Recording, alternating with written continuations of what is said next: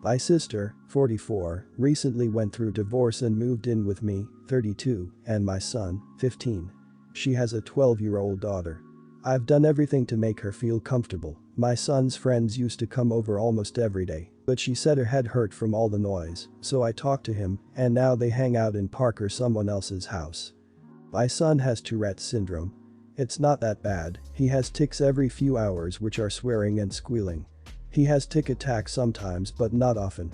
Yesterday I walked in on my sister lecturing my son, telling him how it's totally inappropriate to do that in front of her 12-year-old and she doesn't want her to hear that. My son was trying to explain that he can't control it, but my sister accused him of lying. I told my son to go to his room and basically told my sister that she was being completely ridiculous and she could stop acting like an idiot to my son or leave. She got offended and left. Apparently she called our parents and they called me, calling me an idiot for kicking out my sister and leaving her during this hard time. Not the idiot. She's one of those idiots that believe disorders are made up and thinks they know everything. Good on you for standing up for your son and not letting that be ill-treat him. She did you a favor leaving. You didn't kick her out and your parents are rude and disrespectful. They should have called and asked you what happened instead of jumping to conclusions. But at least you know where they stand. She kicked herself out. You shouldn't feel even a bit bad, you did the right thing. I hate it when people look at other people with various disorders and tell them they're faking it. If anything, you should know you're an awesome parent. The trash took itself out. If she still has a key, change the locks just in case. Seriously, has the world always been full of rude and entitled idiots, or is the virus just making them multiply? I swear there seems to be a story like this at least once a week. You did your sister a huge favor by letting her move in, and she repays you by belittling your son's disability and making him feel unwelcome in his own home. Tell her to take a flying leap. And your parents too. What nerve. Not the idiot. She didn't even care that he has a disability he can't control. Way to show your daughter to be patient and kind and listen, lady. Complete sarcasm, she is the idiot. Good for you. You gave her a choice and she chose to leave. That's on her. Hard times? Look what we are all going through. We are all having hard times right now. Go spout your hard times line somewhere else. She can go live with your mom, and your mom can go ahead and let her be disrespectful, but that's your house, not your sister's. So I, 38, had COVID in March. On a ventilator, in the hospital, permanent lung damage, the whole thing. A friend's sister, 39, begged to use some of my garden space to plant a garden. I have a large farm. I made it clear I wouldn't be able to tend to her garden as I am still recovering and get winded and tired easily, and the humidity is really hard on me. All good, she promised to take care of it and plant a few things for me for letting her use the space. The good deal is I love gardening and fresh produce and didn't think I would be able to do it myself this year. I paid someone to come till the space. It is a very large space. Personally, I plant things in rows far enough apart to be able to take my tiller between the rows to get most of the weeds. Early in the morning I would plant a few things at a time for myself. She would drop stuff off at my house that she wanted planted but would never actually do it, citing she was too tired. She does not work and has 2 children, the elder, 14, who lives with her. The only day she helped, she planted about 4 of the 45 pepper plants that she had bought and then said she was too tired to even finish. I finished the peppers for her and planted some onions her sister, my friend, has given me. These I will give her if they live. I don't need 40 different kinds of peppers and that many onions. I've been trying to get her to help pull weeds, water, make fence and generally help me take care of this garden. She always says she will but never has. I told her that her peppers were going to be lost a week soon. She dropped off a super small tiller at my house while I was asleep and told me that shouldn't make me as tired as my larger one. I was baffled by that. She informed her sister, my friend, on how she plans on giving and selling my full garden harvest to people at a Mormon church. I am livid. Some days I seriously almost called 911 because I was barely able to breathe after only working a few minutes. I plan to freeze and can the majority of my garden to keep my grocery bill down. I told her I would give her the onions and peppers, but everything else is mine. She did no work and did not put any money into my garden. Her other sister, 49, is telling her I am being unreasonable. And her church friends think I am as well. They all think that, because she plans on giving and selling this to her church, that I should let her. I am not religious, so that type of rationale does not work on me. I do volunteer at a food pantry and planned on taking some there. They also think I am awful for taking away from a single mother. I know her older sister knows the full picture and not just her side, and she still thinks I'm being awful. So, am I the idiot? Not the idiot. Hell no, tell her, and anyone that asks you, that you clearly told her she was supposed to do the work if she wanted the bounty, and that instead she's trying to take advantage of you, well you are ill no less, and now wants to take all the bounty from the extremely hard work only you put in to steal your vegetables. Clearly she's not learning jack crap at church. I hate moochers. I'm sure she's telling her sister and her church friends some grand bullcrap about how much work she did. Make sure to at least clear that up with her sister. It's your garden, and you did the work. Well, in recovery, for goodness sake. I think you're being generous giving her the onions and peppers. She doesn't deserve any of the vegetables and harvest from the garden that she didn't help tend and didn't contribute to aside from plants that you had to plant. This is all nonsense. I hope you continue in your recovery and stay well. Not the idiot. Even if you were in perfect health, the point is you have spent money, you have planted, you have tended, and it's your friggin' garden in the first place. All she can claim is the plants she provided, and even then it's a limited claim because you did the work. Religious pressure does not apply. If they were so worried about it, they should have helped you. I'm a person of faith and I'm telling you that letting someone do all the work and then trying to claim the harvest is not how this works. If they want to use religion as a yardstick, they should be offering you help to manage your daily life, not try to steal from you. I, 28, have been with my girlfriend, 22, for about a year now, and things have been going really well up until recently. We live in separate apartments and we're spending about one night a week together at my place, but recently it has turned into 3 or 4 nights a week. Now, don't get me wrong. I love having my girlfriend sleep over, and I could even see us living together one day. However, when I ask her to start paying $24 each night she stays over, she got really upset. I explained that all of my utility bills have gone up significantly since she started staying over more, and that $24 for one night in an $1,800 a month apartment is a great deal.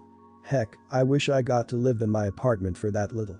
Anyway, her and her friends think I'm being unreasonable, and her friends are telling her to dump me. I really love her and don't want to lose her, but I'm afraid of ending up in a relationship where bills aren't split equally, and I don't want to be with someone who just sees me as a meal ticket. I think it's reasonable to ask her to help pay for things now that she's spending more time at my place, but maybe I'm wrong. Am I the idiot? You're the idiot. Are you kidding me? You sound paranoid as all hell that a woman is going to end up dependent on you, and it makes you seem very insecure that your girlfriend might view you as just a meal ticket. Don't you have other redeeming qualities? You need to work those feelings out with your girlfriend or possibly a therapist. As pointed out by others, your girlfriend also has her own apartment to afford. It's not a great deal to pay $24 to stay over at your own boyfriend's apartment in any world. Ask her to chip in for meals and food that she eats at your place if you feel that you are currently spending more on food for joint meals than she is. It's a much more reasonable request. You have 3 options. 1. You could have her move in and split bills. 2. You could start splitting time at her apartment. Or 3. You could break up because you're clearly more concerned about the financial aspects of a relationship. You found a 4th worse option and picked that one. The fact that you explained how staying in a $1,800 a month apartment is a great deal is probably the most offensive part. The fact you think she should be grateful for that is nuts. Have you ever been in a relationship before? Also, it's not that great of a deal. It's only $6 less than what she would pay for rent per day if she actually lived there, on top of the rent she's paying at her own place. You're the idiot. You're asking her for $24 a night, 3-4 times a week. On the low end, that's $288 a month just to spend time with you, $384 a month on the high end. You said your water and electricity have gone up $50 each, so that's $100, plus the $100 for internet that is apparently all because of her. Even if you attribute all of these increases to her, you're overcharging her by at least $88. You're the idiot. Don't invoice her for coming over when I'm sure you want her to be there in the first place. My husband of 3 years and I live in a coastal community with our blended family. 4 kids, 11, 8, 6 and 2. 2 days ago, a mandatory evacuation was ordered for our area due to Hurricane Laura. My mother-in-law had previously offered us a place to stay if we had to leave, and we did as fast as we could. My sister-in-law was also evacuating there with her husband, her 11-year-old and her 26-year-old son. My brother-in-law also offered us a place at his house, but it's smaller and would mean asking his teenager to give us her room. We didn't want to spring that on her last minute. Mother-in-law has plenty of space, and we've stayed there with sister-in-law's family comfortably many times. I needed a good place to work while I was there. Sister-in-law would be working too, but I always set up in a very small office room and figured she would probably use mother-in-law's bedroom office, which has way more space. It took us about 6 hours to get there, and when we arrived at 8 p.m., we are all tired and grouchy. Mother-in-law met us as we drove up to the house and directed us to park in front of her storage shed, which is a short walk from the house. She's on a ranch with several acres. I wasn't even out of the car when she started ushering the kids inside the shed to explain the sleeping arrangements. Apparently, she had spent the day turning the shed into a guest house for my family. To give an accurate picture here, this is a maybe 120 square foot shed, generously estimated, separated into 2 small rooms. It's not insulated, but there is a small window AC unit in the back room. Most recently, her youngest son used it as a grow house for mushrooms. Before that it was stacked with boxes, old furniture and was home to local bugs rodents. She had cleaned it out and put in a pull-out lavesiette for the kids and a cot each for my husband and I. There was also a TV, mini fridge and a small table with a chair in the back room for me to work. Mother-in-law explained to my kids that everything they needed was out here, so there would be almost no reason at all to go inside the actual house. There's no bathroom. No running water. Wi-Fi is spotty, and my office phone has to plug directly into a router which is inside the house. Our toddler still wants warmed up milk at night, but no microwave in the shed. It's a short walk to the house, but it's dark and coyotes are sometimes an issue, so the smaller kids can't go alone at night. Sister-in-law and her family would be split between the house's 2 large guest bedrooms. She would be working inside and would be too busy for kids to be in the house. Frankly, I was stunned. Speechless and fighting tears. My husband was angry and embarrassed. He politely thanked mother-in-law for her trouble, but explained that it couldn't work for us. He got us back in the car, called his brother, and we drove another 2 hours to his house. Mother-in-law and sister-in-law are mad they did so much work for nothing and say we should have planned to stay at brother-in-law's in the first place to accommodate sister-in-law's job. Am I the idiot? Not the idiot. I debated whether to give your mother-in-law the benefit of the doubt that she meant well, but no.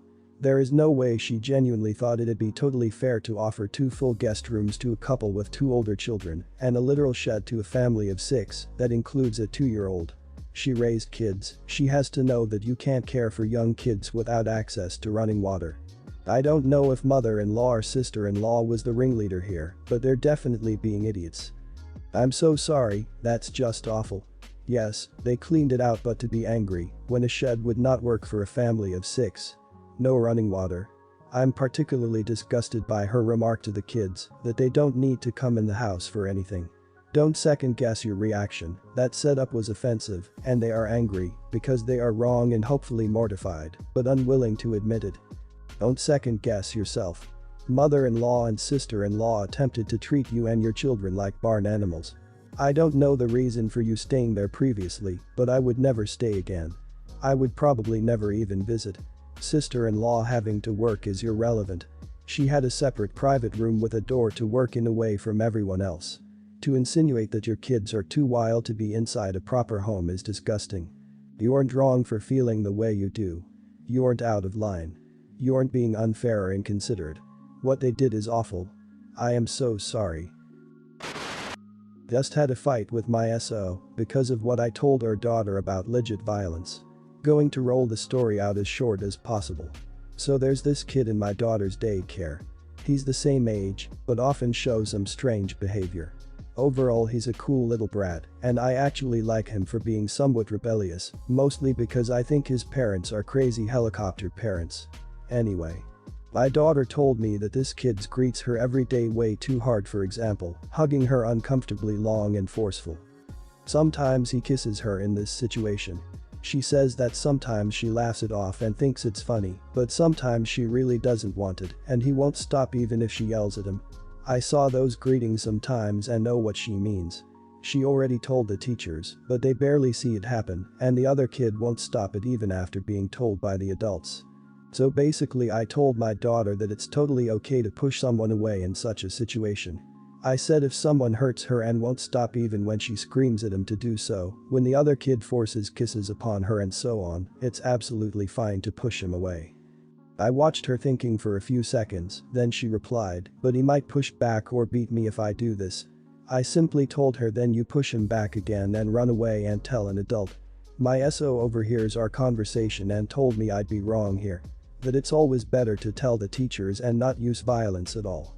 I said I didn't tell our daughter to beat random kids up, and we are very straight in raising our daughter concerning violence to other kids, but to use legit force in a situation where someone violently forces himself on her.